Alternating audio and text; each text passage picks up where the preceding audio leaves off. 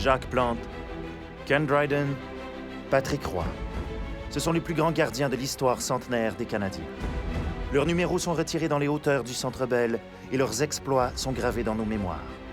Le prochain à se hisser au statut de légende, si tout se déroule bien, est le numéro 31, Carey Price. Mais pour lui, cette saison est à oublier. Ils sont 6 hommes masqués à avoir porté le bleu-blanc-rouge cette année. 6 hommes à se retrouver seuls devant le plus grand défi au hockey, défendre le filet des Canadiens de Montréal.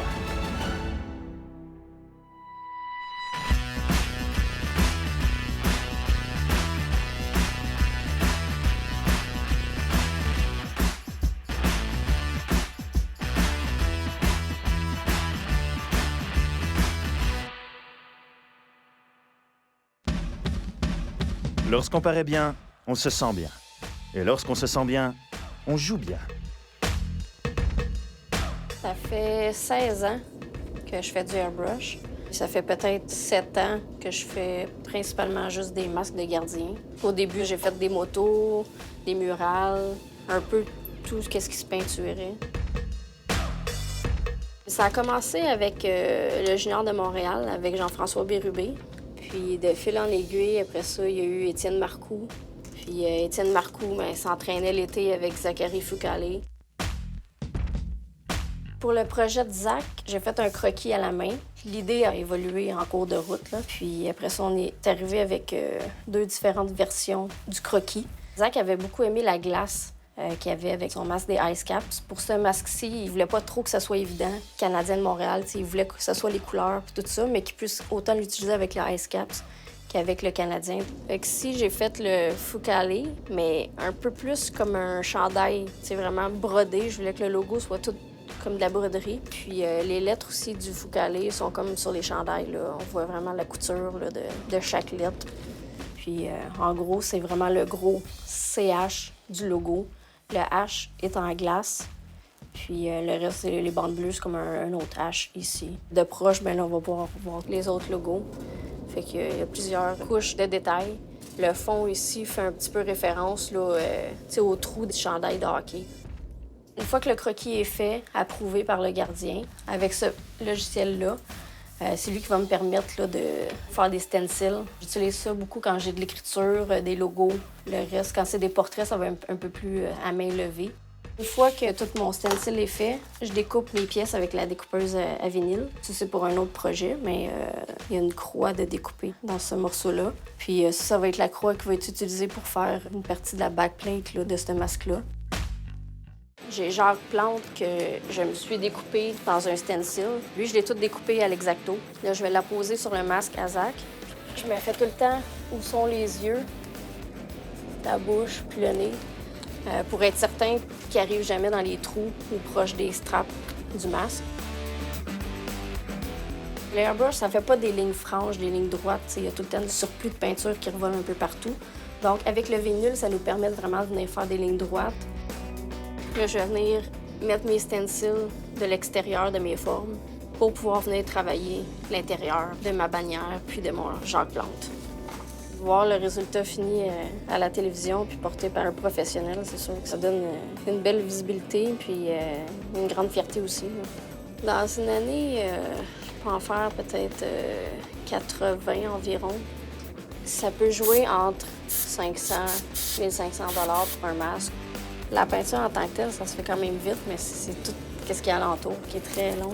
Ça prend beaucoup de patience. Pour la classique hivernale, pour Tuukka Rask, ça, c'est le fabricant de masques qui m'ont référé parce que quand je fais des portraits, j'avais une bonne précision parce qu'eux voulaient rendre hommage justement aux joueurs des Patriots. Le masque de Vince Scriven, l'échange s'est fait quand même rapidement. Puis la classique hivernale s'en venait là, vraiment prochainement. Puis c'était dans le temps des fêtes. Fait que comme on était pas trop loin du club de hockey canadien, puis ils nous connaissaient là, par le masque de Zach Foucalé, ils ont fait appel à nos services là, pour avoir quelque chose de vraiment rapide. Là. On a parlé à Pierre Gervais. Il savait qu'on n'avait pas énormément de temps non plus pour le faire. Fait que, il nous a donné pas mal de carte blanche. Là. On a eu peut-être au total 48 heures. Mais le temps d'avoir tous les hoquets, mettre le primer sur le masque, le laisser sécher suffisamment pour être prêt à faire la peinture. Puis un coup que tout était beau, mais là, on a eu vraiment 24 heures pour peinturer, éclairer, puis apporter le masque au Centre Bell. Disons que ça a été une courte nuit. Ça, c'est mon masque. Ça m'a pris peut-être 5 ans avant de m'en faire un. Puis c'était tout le temps mes clients qui passaient en premier. Fait que là, j'ai finalement pris le temps là, de faire mon masque. Puis ça, j'ai mis mon idole dessus, qui est Patrick Roy. Puis j'ai mis quelques bannières. Puis au menton, j'ai mis mon numéro avec un autre logo du Canadien, puis le restant des bannières. Puis les logos aussi là, du Canadien, les anciens logos. Puis ici, une petite inscription, là, Be a Warrior, comme Patrick Roy avait son blocker un moment donné, là. Gardienne de but, mon copain aussi gardien de but. Fait que les deux, on s'est rencontrés justement, on jouait un contre l'autre. Puis c'est comme ça que ça a commencé. J'ai joué, oui, quand j'étais petite, mais dans ma cour arrière. Mes parents faisaient une patinoire. Fait que c'est comme ça que j'ai commencé. Mais j'ai tout le temps été fascinée par l'équipement de gardien de but. Puis il y a un soir, mon cousin était venu chez moi, puis il avait amené son équipement de gardien de but. Fait que les pattes brunes, puis tout le kit. Fait que quand j'ai mis ça, j'ai capoté. Puis depuis ce temps-là, j'ai toujours voulu gauler. Fait que ça a été vraiment... C'est là qui a été le déclic. J'ai suivi un cours, puis j'avais vraiment aimé ça. Puis j'ai vu que j'avais un certain talent aussi. Puis par la suite, à la fin des cours, j'ai décidé de m'équiper puis de commencer à essayer des choses, là, peinturer sur des choses. Au début, c'était des amis qui m'apportaient un hood, qui m'apportaient toutes sortes de choses à peinturer, là. C'est sûr que chaque masque avec des portraits, c'est tout le temps un peu plus stressant parce que, justement, il faut que la personne se ressemble. Fait que c'est vraiment, tu sais, de mettre les ombrages aux bons endroits, les yeux. Il faut que tout soit placé vraiment à la bonne place. Sinon, la personne, elle peut facilement là, plus se ressembler, là. Vraiment, un ligne, une trait, ça peut faire toute la différence dans un portrait, là.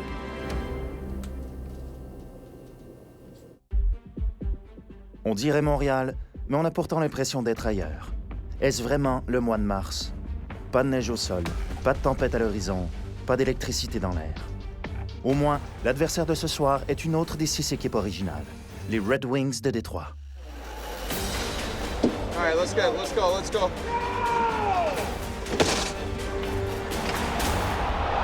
See how much it comes down almost? Sometimes there's nothing you can do because if you pump and you don't have a step to get around, then you just give yourself a worse angle. Yeah. We just had a play right before Mrazek kind of showed how aggressive he was, so he was asking what I kind of saw from a goalie's perspective. If you open 5-hole, if I pump and move laterally, then it's if I get locked down, do I get 5-hole?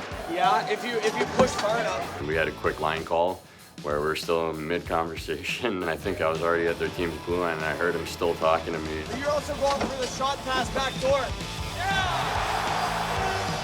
It ended up I scored right after that, and it happened on a play where their goalie challenged, completely out of the paint, and I got a tip on it. But it's just an example of, when you have someone in your ear kind of showing you what he sees, especially as a goalie and me being a scorer, it definitely helps, and that's a good example of it.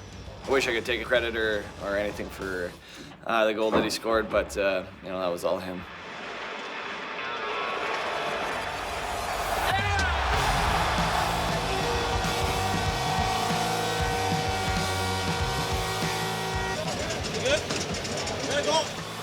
My most important moment was probably in the first period. There was a breakaway by Sheehan.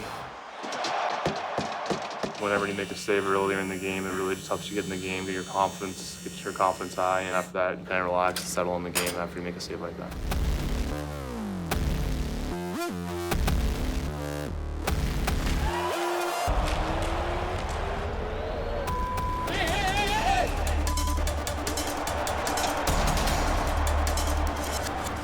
Dropped his glove, man. He touched the puck. And the puck on his stick. 5 for interference. Applicator got a 2 for instigating.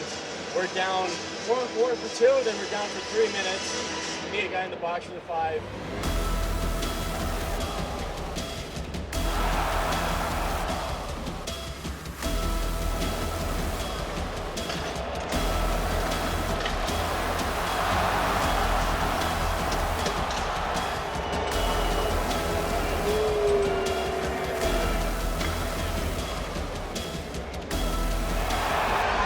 Hockey's a strange game. You know, you're up 2 goals, and then you let in 3 in a row, and you're down 1, and if you give up another one, it's going to be hard to come back. So in hockey, you're never out of the fight, and that's something you have to tell yourself as a goalie. You need to make that next save to give your team a chance to win. Come on, boys. Come on here, boys.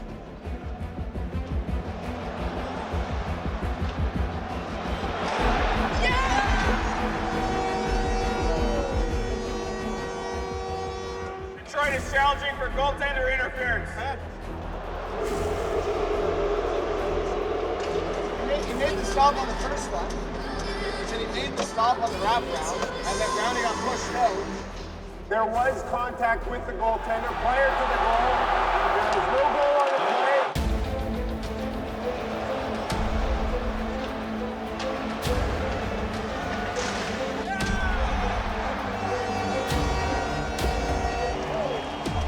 Soft hands, get over.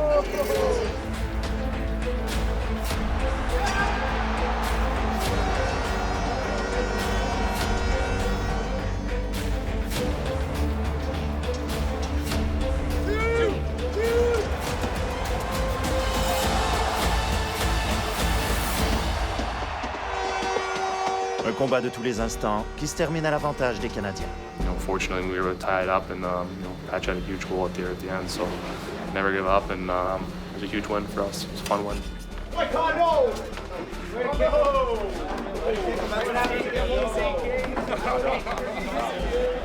Wrong, that wasn't a fight. I try to grab him. Sir? Sir, you gotta go. Good job. Go with Andy.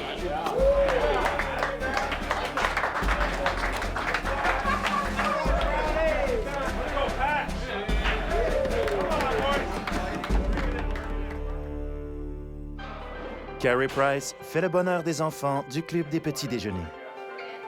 Carey et Angela sont nos ambassadeurs pour les programmes des Premières Nations métisses et Inuits au Canada. On a amené 3 jeunes qui viennent des villes où il a joué au hockey dans sa jeunesse. From Anaheim, from Williams Lake, from Quesnel. Cool. Having a good experience so far?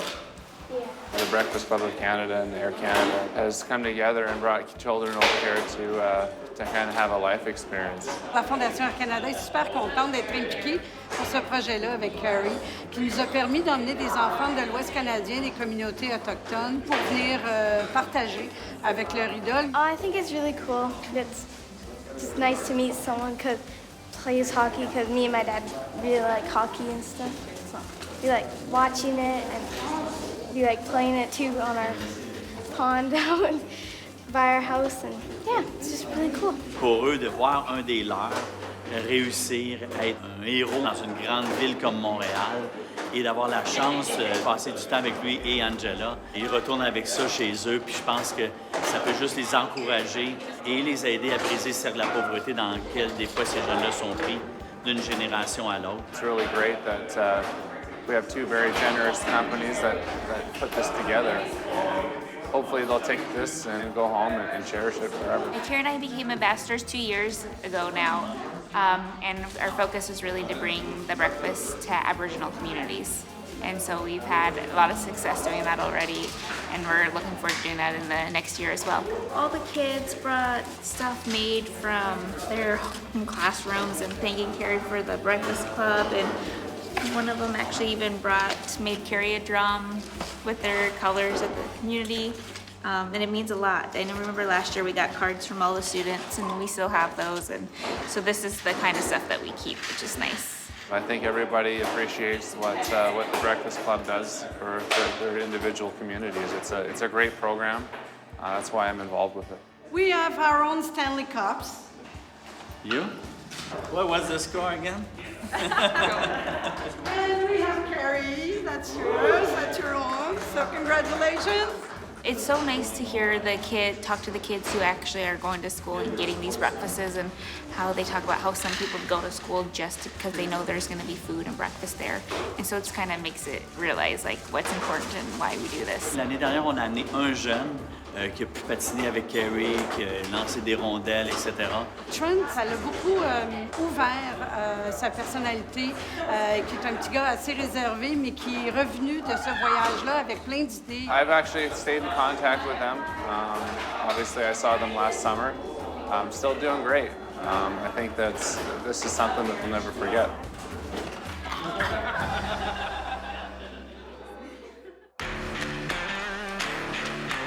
Encore une fois, le Lightning de Tampa Bay ne peut résoudre le mystère que représente Montréal cette saison, incluant Mike Condon, qui a été imbattable et a enregistré son premier jeu blanc dans la LNH.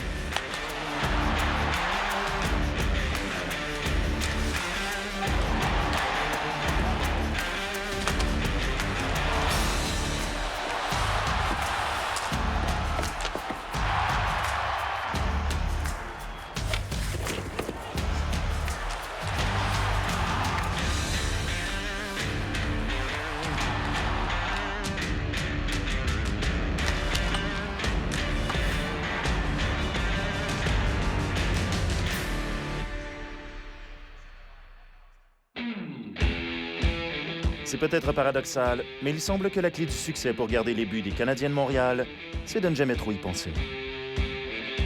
Pour être un bon gardien de but dans la Ligue nationale, un bon numéro 1 dans la Ligue nationale, c'est de la constance. C'est pas facile mentalement. Ce qui fait qu'un autre est meilleur ou un des meilleurs au monde, c'est sa constance. C'est de donner à tous les soirs, donner une chance à ton équipe de gagner. Puis ça, c'est beaucoup de mental. C'est beaucoup de préparation de match, le focus que tu mets dans chaque détail avant chaque match. My focus isn't on things outside of the rink. My focus is everything going on during a game. That's just the approach that I have. It seems to be working for me, so I'll continue to do that. I deal with the pressure by taking it one step at a time. When you get too far ahead of yourself or you start thinking of all the variables in the game and in life and all the external influences that are affecting you, it can take you off your game and you can't take care of the task at hand. So for me, it's just taking a deep breath and trying to do my best, whether it's at practice or in the gym. When you take care of the little things, the bigger things tend to take care of themselves as well. You don't want to put everything on your shoulders, you know. We win as a team and lose as a team. You have to really fight that urge to try and do too much, you know. It's not your job to try and single-handedly turn anything around. It's just a matter of, you know, when you get a chance, try and go out there and play as well as you can. Le rôle du gardien de but, soir après soir, c'est de donner une chance à son équipe de gagner. Puis en même temps, de s'assurer que les joueurs sont confortables. Si c'est un peu que le club est nerveux ou en panique, ben tu peux te lever et dire « Hey les boys, je suis là ce soir, là. Soyez pas inquiets, jouez votre game, on va gagner ce game-là. » C'est pas un crime d'avoir un bon gardien de but. C'est une nécessité. The most stressful job in Canada is being the Montreal Canadiens goaltender, and the only job that is more difficult is being the Prime Minister of Canada. For them both. On sait qu'il y a beaucoup d'histoires ici, puis c'est sûr que c'est un rôle tellement difficile ici à Montréal. Là. Les journalistes parlent beaucoup de ça, beaucoup de pression. When we got to the draft, they called Carey's name, and so my first thought was, oh, I didn't know whether to laugh or cry, honestly, because you think, great, Montreal, like what could be better? But then you immediately think, you know, Ken Dryden and Jacques Blount and all the great names and all the Stanley Cups and the history, and you think, oh, how are you ever going to meet expectations that will equal the reputations of those men? La grosse différence que j'ai ressentie à Montréal puis qu'on peut constater, c'est que cette pression-là existe en dehors de l'aréna. Tu sais, quand t'es à l'épicerie, t'es au hockey de tes enfants, les gens, tu vois qu'à travers le regard, ils ont ta performance de la semaine passée en tête. Là. Tu peux pas te sortir de ça. T'as pas d'échappatoire à Montréal. Tandis que si tu joues à Buffalo, à Nashville, t'as la même pression de performer, mais à l'extérieur de l'aréna, tu n'entends pas parler. T'as deux façons de voir ça, la pression à Montréal, négativement ou positivement. Si tu le vois sur le bon bord, ça te force à être meilleur que les héros, ça c'est le fun. Puis si tu le vois sur l'autre bord, que c'est beaucoup de pression, puis tu le vois négativement, mais tu vas trouver ça dangereux à Montréal. Ça prend quelqu'un qui aime les défis. Quelqu'un qui n'a pas peur de la pression extérieure, que ce soit médiatique, que ce soit l'adversaire. Je pense que ça prend quelqu'un qui est définitivement qui a un caractère fort. I'm here to play my game and create my own history. I'm here just to play the way that Steph is teaching me to. I'm aware of my capabilities and I try and focus on that. I have a lot of respect for the history of this team, but it doesn't add any pressure at me. You know, I'm just trying to do my thing out here. Les gardiens de but aujourd'hui, c'est le jour et la nuit. Ils ont, premièrement, sont plus gros. Ils sont des meilleurs athlètes, plus flexibles, plus rapides, plus puissants, plus techniques aussi. Puis on a tout un pattern de préparation de match avec les vidéos. On n'a plus de secret. On connaît l'adversaire très, très, très bien, ce qui n'était pas le cas dans les années 80. Les années 80, c'était plus des gardiens de but, ce qui était... On appelle ça des gardiens de but de réaction. On est moins un petit peu all over the place. Ça, c'était dans le temps. J'ai beaucoup de difficultés avec les derniers cris et tout ça. Là. On est habitué dans nos vieilles affaires. Puis moi, le style que j'ai, c'est pas un style papillon que les gars se laissent frapper par la rondelle. Moi, je challenge, je harponne. C'est pas pareil, mais c'est dangereux. Je conseille pas personne de jouer avec ça. C'est moi qui avais parti les couleurs. J'avais été visiter la compagnie dans le temps, une compagnie qui s'appelait Canadien. Puis quand on a fait le tour de la compagnie, avec les jambières toutes brunes beige, j'avais proposé aux deux personnes qui étaient là de commencez pas à faire de la couleur, tout le monde va capoter là-dessus. Et ils m'ont dit « Ouais, c'est une bonne idée ». Ils m'en ont fait une paire, ils ont teint le cuir, puis après 2 shots dans la première pratique, ça a tout déchiré. Et la couleur, à partir de là, vers les années 82, 83, fait que ça avait été... Il aurait dû mettre un brevet, je serais peut-être devenu millionnaire. La technique, pour moi, c'est une référence. Si les choses vont moins bien, essaie de revenir sur ta technique. Et ça devient aussi important, la technique, pour le côté mental, parce que si tu perds confiance en tes moyens, tu n'as pas de ressources pour te relever, alors à ce moment-là, c'est plus difficile. Beaucoup de gens vont voir un gardien de but comme étant peut-être des fois arrogant, quand parfois on a besoin d'être confiant. The game just gets faster and faster, and the margin for error gets smaller and smaller. So I've seen my game improve drastically because it's had to. If it didn't improve, then I wouldn't be here. La Ligue nationale pense encore de rapetisser l'équipement de gardien de but, quelque chose que je suis complètement en désaccord parce que, premièrement, il y a une question de protection. À un moment donné, si tu les enlèves, puis les lancers viennent tellement rapides aujourd'hui. Il y a des fois, je suis surpris, moi, qu'il n'y ait pas plus de blessures que sur les gardiens de but. Et donc, si tu rapetisses l'équipement, tu as encore une protection, tu les enlèves. Mais l'autre chose, il y a une dizaine d'années dans la Ligue nationale, on avait eu un lockout et puis qu'il y avait eu beaucoup de changements de règlement, on avait ratissu un petit peu l'équipement de gardien de but. Je me souviens, les jambières étaient devenues de 12 pouces à 11 pouces. Et puis là, ils disaient, on va avoir plus de buts. Puis moi, je lui disais, j'ai dit, faites une erreur, les gardiens de but vont être meilleurs parce qu'ils vont être plus agiles, plus rapides. Et puis, ils vont s'ajuster comme ça. Et puis, c'est exactement ce qui est arrivé. Les gardiens sont encore meilleurs qu'il y a 10 ans. Les gardiens, aujourd'hui, ont un gabarit. Les gars, quand on compare avec moi, ils ont un pied de plus. Physiquement, ils sont très, très athlétiques. Si on regarde, ils sont, je dirais pas surentraînés, mais c'est des athlètes maintenant. Et ils ont des entraîneurs pour les aider, il y a les vidéos pour les aider. Une chose qui n'existait pas dans les années 60, 70, 80, 90. Alors, ça s'est beaucoup développé. Moi, ça me fait rire quand on parle de l'équipement. C'est sûr qu'un gardien de but qui fait 6 et 7, à comparer à un gardien de but qui faisait 5 et 7 dans le temps, l'équipement n'est pas pareil. Ça va avec le physique de l'individu. Alors, tout ça mis ensemble, aujourd'hui, on a des gardiens de but performants. Et on se plaint qu'il n'y a pas beaucoup de buts. Mais quand on regarde, je pense, on a juste regardé les habiletés de ces gardiens-là, ben, je pense que c'est eux qui font le spectacle. I think goalies have a strange memory recording process. It's in the moment you're focused and you're totally invested, but as soon as that game's over, it's almost like you erase it from your mind, and the schedule moves so fast. And you only have so many days off that everything kind of starts to blur together, and you're only as good as your last game, so it's about putting things behind you and moving on to what's next. Il y a des joueurs que tu vois à un certain âge qui sont vraiment une tête en haut de tout le monde. Carey était dans ce moule-là. Il y avait le gabarit d'un gardien de but, il y avait le style aussi, il y avait une bonne tête de hockey. It was evident fairly early that he had some skills that were, I guess, above some of the other kids of his own age because he was always very strong. He was always a good skater. He didn't always play goal. He played defense. So I could see the potential, having been involved in hockey most of my life. Il a fait beaucoup de sacrifices, Carey, quand il était jeune. Et puis, je pense que ça l'a préparé à faire encore plus de sacrifices. Et puis, il l'a pas eu facile avec tous les voyages qu'il faisait dans le petit avion à son père. Puis, voyager 2 heures pour aller à une pratique une couple de fois par semaine. Il n'y a pas d'hasard dans la vie. S'il a réussi, c'est parce qu'il a fait des efforts, des sacrifices pour. Puis ça n'était des sacrifices incroyables à son âge. Je sais qu'il n'y a pas beaucoup de jeunes qui le feraient, ça. Fact was, he loved to play hockey. And I wanted him to be able to continue to love playing hockey. So I tried to give him the opportunity in any way that I could to pursue that because he was good and he did enjoy playing and enjoyed being on a team and all that. C'est un gars qui connaît la game, c'est un athlète, un très, très, très bon athlète. C'est un gars qui n'est jamais satisfait. C'est un perfectionniste. C'est toutes des valeurs qui me rejoignent aussi. Et puis, on parle de faire un ajustement ou de changer quelque chose. On en jase, on se met d'accord les deux. Puis on y va, puis ça prend pas 2 semaines avant de changer. Lui. Il catch ça comme ça, puis il y a une facilité d'apprendre, puis il y a une facilité de s'ajuster que bien d'autres n'ont pas. Jouer pour le Canadien, ça demande un effort de plus parce que soit les médias ou soit les amateurs de hockey, ils sont exigeants.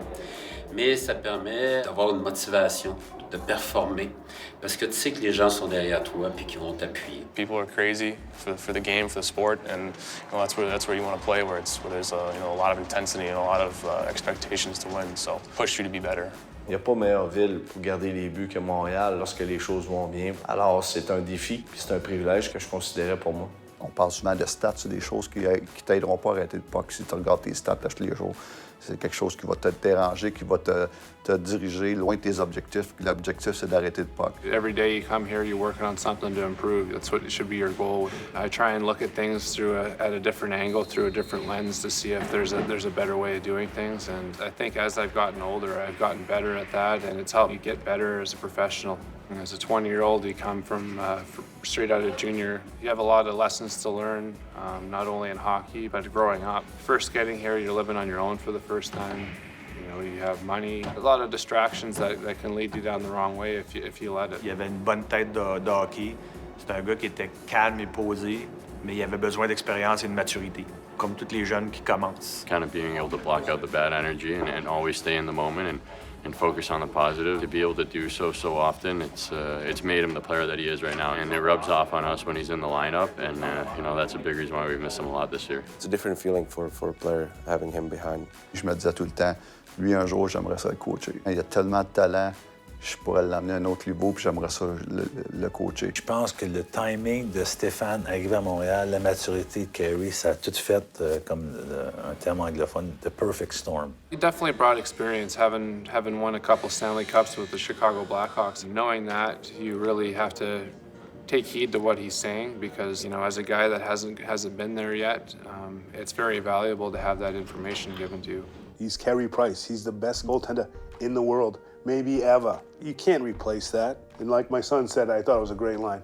I'm only keeping his seat warm. He never really played with us before, and the way he jumped in for Carey, he was unbelievable. Il est arrivé ici, lui, justement, pas de pression. Il dit, moi, faire mon meilleur, puis il arrivera ce qui arrivera. Il a réussi à gagner un poste parce qu'il focus sur les bonnes choses. It doesn't matter if you let in a bad goal or have a great save. It's always about that next one. You got to put things behind you, and you have to stay present because that's the only thing that matters. You can't change the past, and you can't change the future either. So it's just all about being in the moment. For him to come in and take the best player in the world's spot. That's an impossible situation that Conan has been put in, and obviously no one's had a choice to do so, and the way he's handled it has been amazing, and I know that having Carey around the rink and kind of helping him out has definitely helped him for these situations. To be around him and to see what the best goalie in the world does, how he prepares, how he works, how he focuses, how he keeps his composure. He's a guy that you want to emulate and a guy you want to try to be like. So I try to pick his brain as much as I can and do the things he does because he's certainly doing it pretty well. C'est un grand leader au sein de notre formation. Il a gagné tellement de respect au sein de ses coéquipiers, au sein du personnel d'entraîneur. C'est un gagnant. Quand ton aura reflète la confiance, ça donne énormément confiance aux autres. Personally, I would never imagine that one player makes such a big difference, but Carey Price definitely does that. Un gardien de but à Montréal est constamment sous les projecteurs. 22 000 spectateurs ont le regard braqué sur lui au Centre Bell 41 fois par année. Tout ce qu'il fait est scruté attentivement. Et pourtant, c'est un rôle condamné à la solitude.